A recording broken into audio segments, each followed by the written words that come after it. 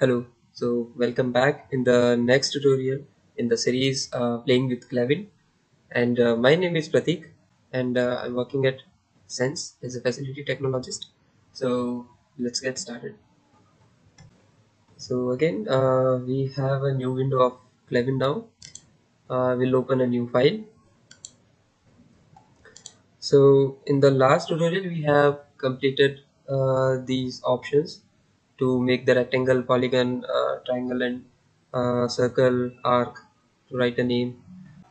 Also, we have checked how to change the background settings, how to change the mask and wafer size, and how can we add the layers, how can we uh, check or uncheck all the layers just to see any specific one. So first I will make a random rectangle in the layer 1. Then I will make one more rectangle, but this one in layer 2. Okay, fine. Now I will give this rectangle a side of 10 micrometer and 10 micrometer. Okay, same I will do with this. Okay, so now since it's too small, we are not able to see basically where our patterns are. So in case if some small patterns are missing and they are outside this writing area, you can check by selecting the full region. So wherever you have the design, you will get this kind of node sign. So then you will know that here you might have something. Then you can zoom in and check. Okay. So in case if something is just outside the direct writing area or the design boundary, so you can select this total area and you will get to know that where your like extra or unused objects. So in this case, uh, we'll move it a little bit closer. So now as you can see, we have two squares in both of the layers. Okay. Now, so we will start from this option, which is named as duplicate. So in case if you want some array of this specific square, then you can select this option. But before that, you have to select the specific geometry which you want to duplicate. So after selecting the geometry, you can check out this option. We have three options now: array, radial, and line. So if you want an array in specific number of rows and columns, then you can give the values here. Also, you can mention the spacing here. Uh, Also, if you want the array to be in the radial manner, then you can give the origin point, about which point it should be in a radial manner, and then you can give the number of instances. Also, you can give the step angle. So in line option, we can give the number of instances as well as the horizontal and vertical displacement. So we'll check out all these options one by one. So just in case if I go with array option, I'm giving just suppose 10 rows and 10 columns. And in case if I'm giving just suppose row spacing as 10 and column spacing as 10, let's see what happens. So if I click OK, it will become a big square. So why did we get a big square? But basically we wanted an array of small squares. So the thing is, since we have given the spacing of 10 and we know that the dimension of the square is already 10, so we have to add the spacing in its own dimension. So just suppose its dimension is 10 micrometer and we want a spacing between two squares to be of 10 micrometers, so we have to give the value here as 20. Same for column. Okay, now if I click OK, I will get an array of these squares with 10 rows and 10 columns. In case if I want this array to be downwards, so this minus represents that the row will start from this specific point and it will keep on going on the downside. And here this minus in the column spacing means this will be our first column and second column will come to the left of this specific uh, square. So if I click OK, I will get an array like this. Okay.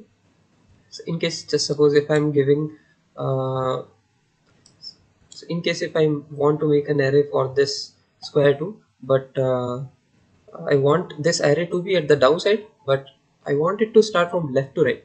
So again, I will select this option. I have to give a row spacing value as -20 since I want to start the row from this point, and I want it to go downside. That's why I've given -20. And now I want my column to start from left to right. That means this should be our first column. So I will give the value +20. Now it will look something like this. Okay. Now, if I want to make an radial array for this full group, then I will select the whole group of squares. I will click on the duplicate option. Then I will select the radial option from here. Again, I have to give the reference point about which I want a radial array. So just suppose I want a radial array with respect to the origin. So as it is, so I have to select the origin as 0 0, then number of instances. Just suppose if I want 12 instances and I want all the 12 instances at a specific but same angles of step. So just suppose I'm giving an angle of 30 degree, so that will cover a full circle which is having 360 degrees. So okay, now if I zoom out, I can see that I have got almost 12 instances of the same group. Okay, this one, like this. But the main thing is this full design has been rotated with respect to the origin, this point, around a circle at a step angle of 30 degree. Okay, so now we'll check out the other options. Just suppose I select this, I have to click on duplicate, I will select line. Just suppose I want the number of instances to be 5, horizontal displacement 300, and vertical displacement just let's say 500. If I click OK, so now it has got the vertical displacement of 500 micrometers as well as 300 micrometer x displacement. So I can try to cross check whether it's correct or not. So I can use this option to measure the dimension, or I should say the distance from here to here. It is 300. Okay, and if we want to measure from here to here, then it should be 500. Yes, so basically if we are getting an array from left to right, then we have to take the reference of the top edge if we are going in on the y direction. So if we are getting an array from left to right, okay, then we have to take the reference point accordingly. So like I have measured a y step of 500 from the bottom of this group to the bottom of this group, and in x I have measured the 300 micrometer from the left of this group to the left of that group. Okay, so this was all about duplication option. So in case if I want to enlarge the size of this specific square, then I can select this, just suppose, and then I will check out this option to transform this square. So here again I have 5 different options. So either I can move it, I can change the scale of this uh, object, I can rotate this object, I can get a mirror image, I can grow it and or shrink it, I can give specific number of uh, values so that I will get exact grow and shrink amount. So if I give the option to move, so now I have to give the values of the movement. So just suppose I want this square to move 10 micron in x and 10 micron in y. So here it is already mentioned move horizontally to or by. Okay, so if I give 10 and 10 here and I click OK, so now it has moved 10 micrometer in x and 10 micrometer in y. So if I click here again, now if I check the scale option, just suppose this is 10 micrometer now and I want to reduce its scale up to 50%. So basically I'm looking for 5 micrometer square, so I will mention here 50. Here also I have to uh, enter 50. Just suppose I'm fixing the central point. If I click OK, it will become half of the size. So now let's measure how much it is. So this should be 5 micrometer. Yes, this is 5 micrometer. So now the scale has been reduced to 50%. Okay. So let's check out the next option. So this option we have as rotate. This option will rotate this object with respect to any specific point which we can fix. So if I select the angle here, just suppose I'm selecting 20 degree of rotation. Again, if I fix this point, so this whole object will rotate with respect to this point by 20-degree angles. Again, one thing is mentioned here: positive angles are counterclockwise. That means we have given a positive value of the angle 20 degree, and that will be taken as a counterclockwise angle. So it will rotate like this. So see, it has rotated in counterclockwise direction. So what if I'm giving a value of minus 20 degrees? I have to fix this point only. So if I click OK, again it will come back to its own position. So if I go here again, so again we have an option to mirror. If I want to make a mirror image of this object, then I can use this option. For mirroring, let's take a big geometry which we can uh, see easily. Let's suppose I'm taking this. Okay. And, yes, fine. So now I have yes. So now I have a big rectangle. So if I select this and if I go into the mirror, so again we have to select the reference point about which we want the action to be happen. Okay. So if I select the direction to be horizontal, the reference point is 0 comma 0. Again, uh, which points we want to fix. So this point, since it's at 0, so it will fix this edge, then it will flip the object and it will come in the right side. So if I click OK, so now you can see this edge got fixed. So if I select it again, if I select this option, mirror, now if I want to flip it to the its previous position, then I can fix this edge, this one, and if I click OK, it will come to its previous position again.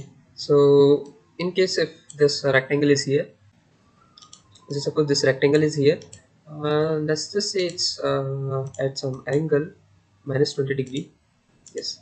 So now if I select the mirror option, let's see what happens, but this time I will fix the central point. Okay. So now we have got the mirror image of this object with respect to its central line which is passing through its center. Okay. So if just suppose I'm rotating it again with angle of just suppose 45 degrees. Yes. Now if I apply the function of mirror again, but this time I want it to be mirrored over the vertical axis. So I will select this vertical option again, which end I have to fix. Just suppose I'm fixing this end and I click OK. So it will mirror like this. Okay. Just suppose I want to mirror this object on its own axis, which is passing through, like which is passing parallel to the x-axis. Then I will select the vertical. I will select this central point. So now this object has been mirrored about its central axis, which is parallel to the x-axis. Okay. So now let's check out the last option, which is grow or shrink. So if I select this, I have to click here, grow shrink. Yes. So now if just suppose I'm giving a value of 2 micrometers, but if I select the round corners, so let's see what happens. And we know that the square is of 10 micrometer cross 10 micrometer, and that we have doubled its height, so it's 20 micrometer. But let's see what happens if we click OK now. So now this full object has been grown by 2 micrometer from each side. So now its height should be 24 micrometer. Yes, it's exactly 24 micrometer, and the corners has been rounded off. So if I select it again, I click here again. If I click here, just suppose I'm giving a value of -2. If I click OK, so now it has become normal. Okay. What? Yes. So now just suppose we have this design only. Okay. So if I want this design to be in the center, so what I will do is I will select this and I will move it to origin. No, that's a wrong way basically. So if I want this full design to be in the center, then I will select this design. I have an option. I will select the design, then I will go in layout, special, then center. So now if you can see, it's in the center exactly. So just suppose if I am keeping this group a little far away here. So now if I select the full design, the outer covering rectangular area has been increased. So now if I click on layout, special and center, so now as you can see, now the full design has been shifted uh, at the origin, or I should say the full rectangular area has been shifted to the origin, or I should say the geometrical center of this full rectangular area has been shifted to the origin. Just for example, I will do it one more time. So I will select this group. Let's just say it's here, it's far away. So again, if I select the full design, so now the covering rectangular area is like this. So if I want to center my design now, so now this full rectangle will be shifted here because its geometrical center is here. Let's see, layout, special and center. Yeah, now it is here. Okay. So this is all for this tutorial. We'll move forward with some more basic operations on the objects in the next tutorial. Then we'll go for a practice session where we'll try to design some of the basic designs, or we'll try to populate the device in the full writing area, and we'll see which options might be useful, and how can you use your critical thinking to use the required option for making a design. So thank you for watching. See you in the next video.